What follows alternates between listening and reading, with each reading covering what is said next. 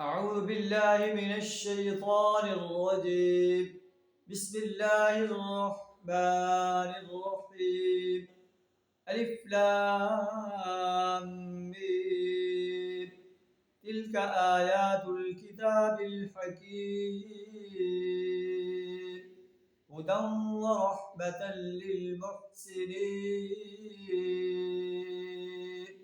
صدق الله العظيم۔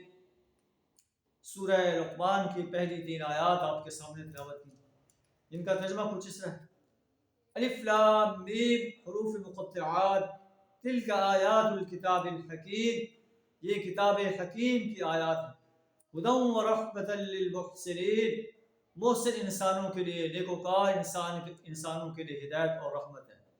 کون ہے نیکوکار انسان؟ الذین یقیمون الصلاۃ، جو نماز کو قائم کرتے ہیں، وَيُؤْتُونَ الزَّكَاةَ، زکوٰۃ کو ادا کرتے ہیں، وَهُمْ بِالْآخِرَةِ هُمْ يُوقِنُونَ، اور آخرت پر یقین رکھتے ہیں۔ اس کا مطلب ہے جو نماز قائم نہیں کرتا، زکوٰۃ ادا نہیں کرتا، آخرت پر یقین نہیں رکھتا، وہ اس کتاب حکیم سے ہدایت حاصل نہیں کر سکتا۔ أُولَٰئِكَ عَلَىٰ هُدًى مِّن رَّبِّهِمْ، ایسے لوگ اپنے رب کی طرف سے ہدایت پر ہیں۔ وَأُولَٰئِكَ هُمُ الْمُفْلِحُونَ، اور ایسے لوگ ہی فلاح پانے والے ہیں۔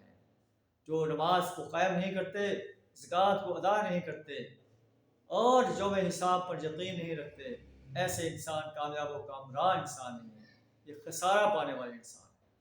اللہ سے دعا ہمیں اپنے اندر ان صفات کو پیدا کرنے کی توفیق عطا فرمائے، سچا مومن، سچا متقی اور سچا محسن بننے کی توفیق عطا فرمائے۔